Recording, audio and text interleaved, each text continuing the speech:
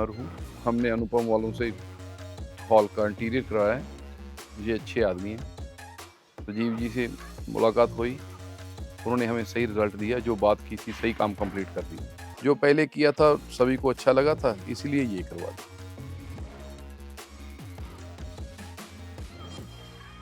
हमने किसी से इंटीरियर ना करवाया पहले, इनका पता चला था कि अच्छे आदमी हैं, इनसे करवा दिया, इनका रिजल्ट सही था। जो इन्होंने बात की थी वो सही काम सही टाइम पे कंप्लीट कर दिया।